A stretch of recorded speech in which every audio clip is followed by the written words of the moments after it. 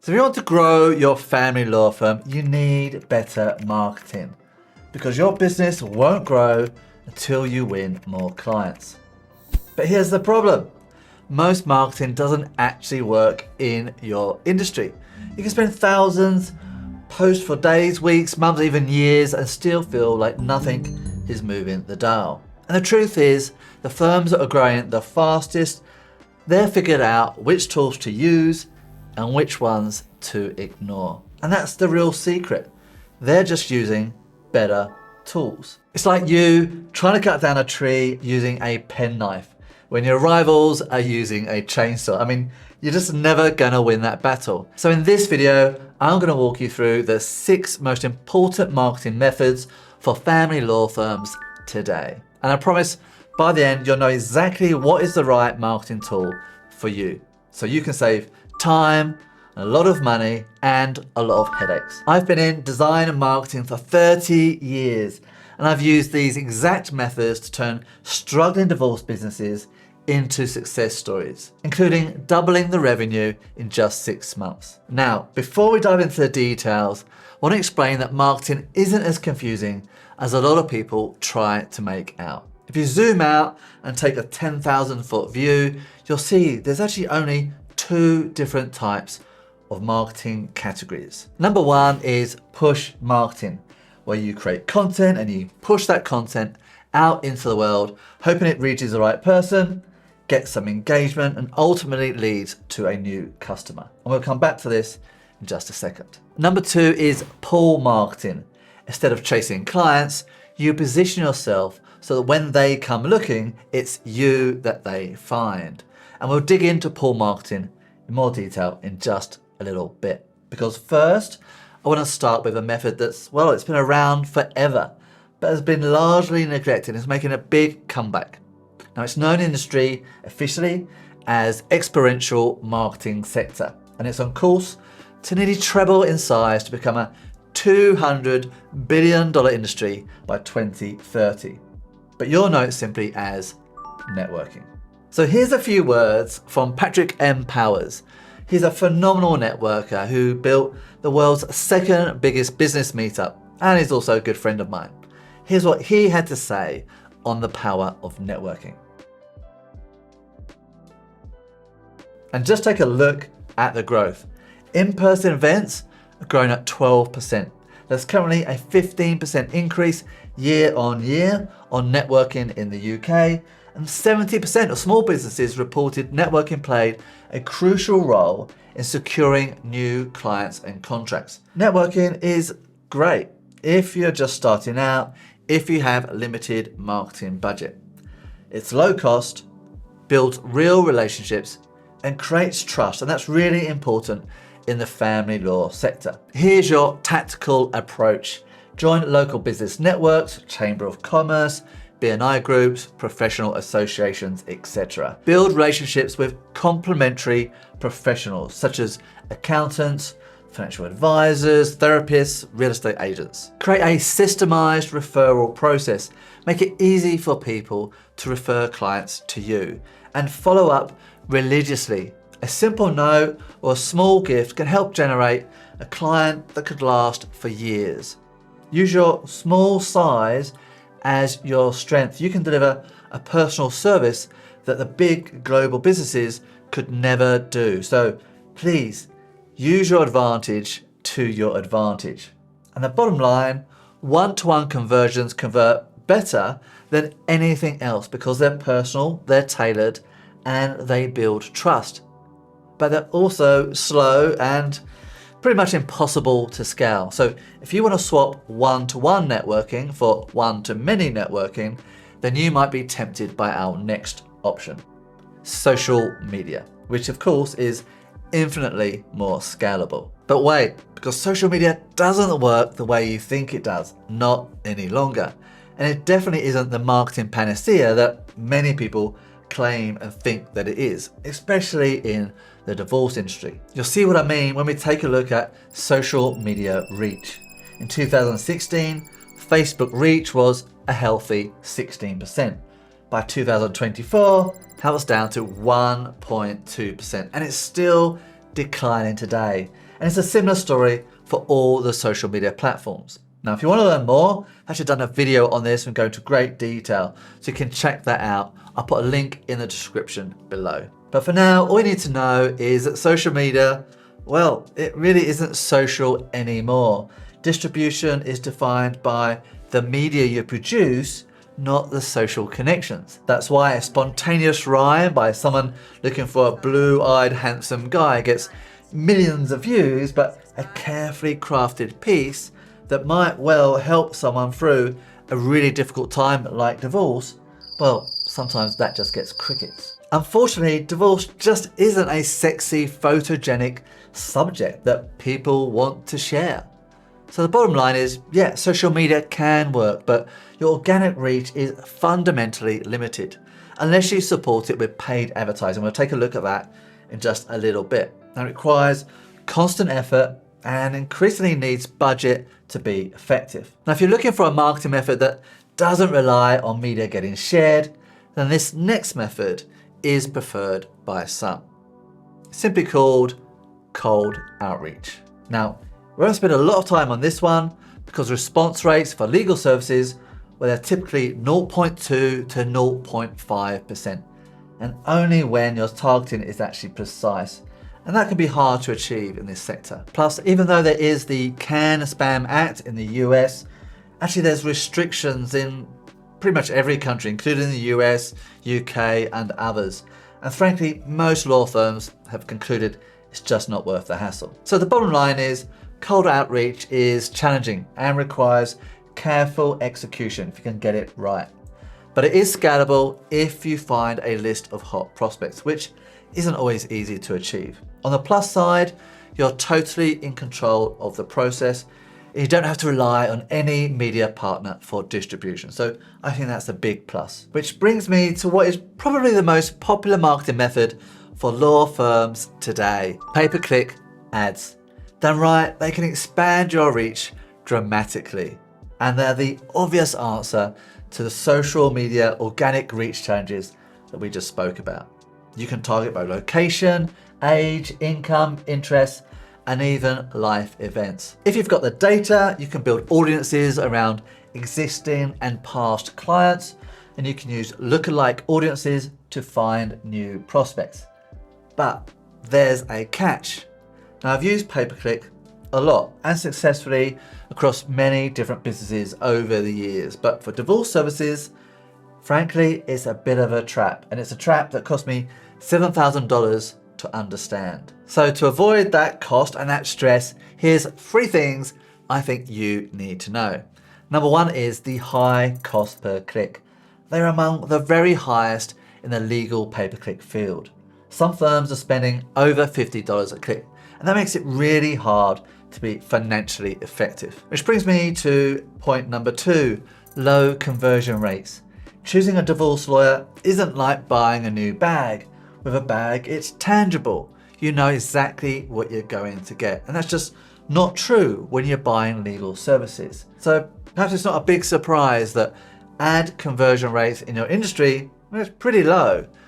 But this is the big one. Number 3, marketing restrictions. Advertising rules in the UK, US, and many countries are very tight when it comes to the subject of divorce. So much so that Facebook, Google, and many of the other platforms have policies that restrict or outright ban any advertising on divorce-related content. And I invested $7,000 with this ad guru, John Pemberthy, to try and solve this issue, but ultimately we were unsuccessful. And that's the trap.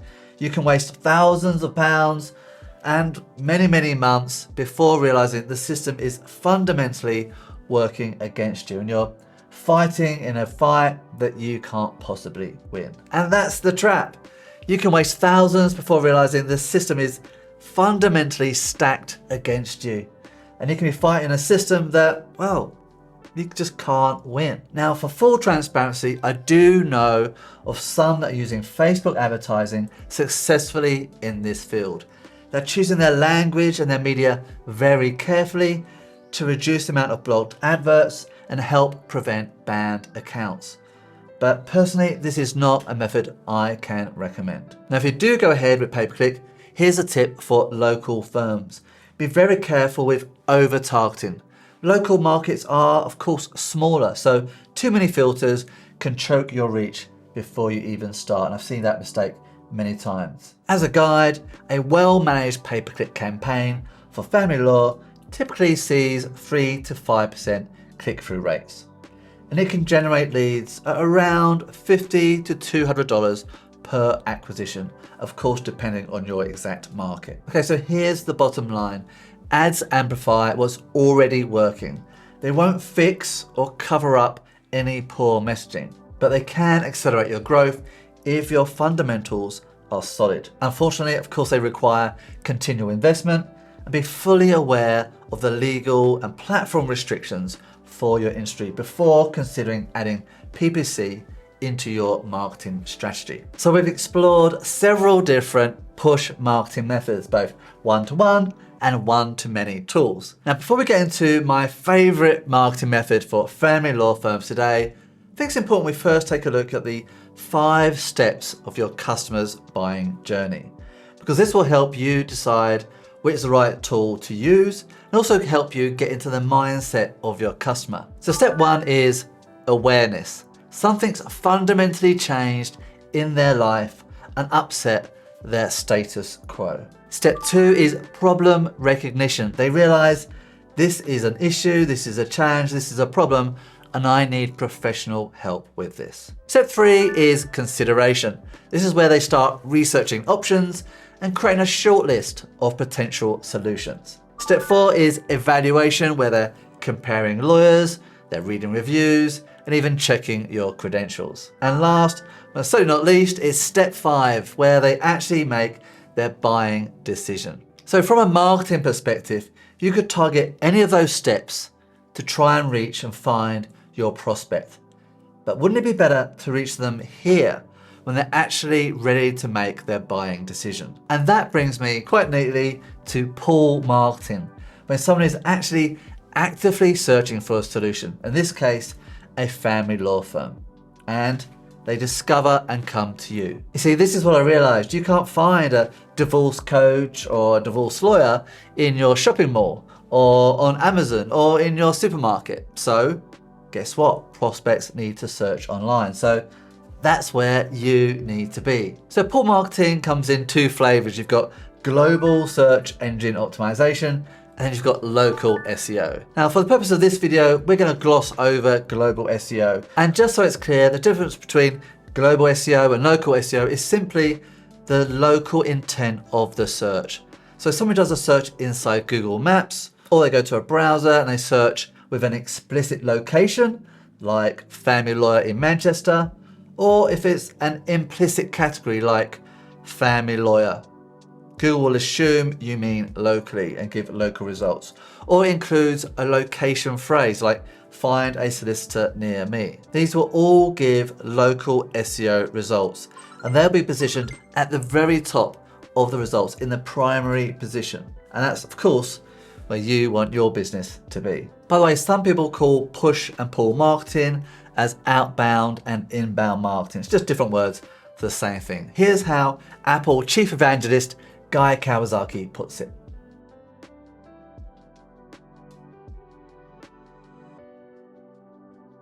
So by inbound marketing, he means pull marketing. Interesting. So let's take a look at the numbers, because there's 3.9 million local searches happening every single day. Sorry, 3.9 billion. 76% of local searches results in a business visit within just 24 hours, and 28% of those visits results in a purchase. And local SEO converts 4 to 5 times better than social media. I think you agree, a lot of impressive numbers, but I think this is perhaps the most important one, 56%, because that's exactly how many businesses haven't claimed their Google business profile, their local SEO listing yet. So if you haven't claimed yours yet, what are you waiting for? Go to Google and claim your Google business profile. Don't worry if you've not done this before. I've actually done a step-by-step guide to walk you through this. So you can check out this video here and I'll put a link in the description for you. So here's just 5 of the many benefits for local SEO. Number 5, outrank bigger competitors. Local results appear above regular listings, letting you beat national firms in your own backyard. Number 4 is better conversion rates than social media. Because people on Google are already actively searching, they're ready to make a buying decision right now. Number 3 is consistent leads without any ad spend. Once you're ranking, local SEO generates leads day after day, week after week, month after month, even year after year with little or no ongoing costs. Number 2 is high converting customers. Local SEO puts you and your business in front of people that are ready to act and ready to pay. And number 1, it's free. It's literally free to do. But there is one thing you should know. Only the top 3 local businesses make it into the top of local search, what we call the local map pack. So depending on the competition in your local area, it may be better to position yourself in a slightly less busy niche so you can dominate it and get yourself into those top 3 positions. Because that's where all the magic happens and where all the clicks happen. And because of that, I strongly recommend you get a local SEO audit. This will tell you everything you need to know. Service providers like SEMrush and Ahrefs, they offer this solution at around $130 per month.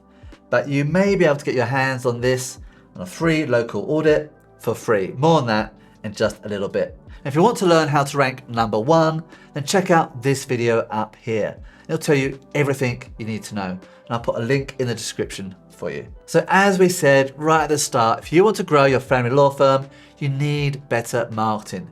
Your business can't grow until you learn how to win more clients. And I hope I've shown you a few of the biggest marketing options available for family lawyers today. So it's time to ditch your penknife, pick up the chainsaw of your choice and make some big moves so you get the growth that you've been looking for.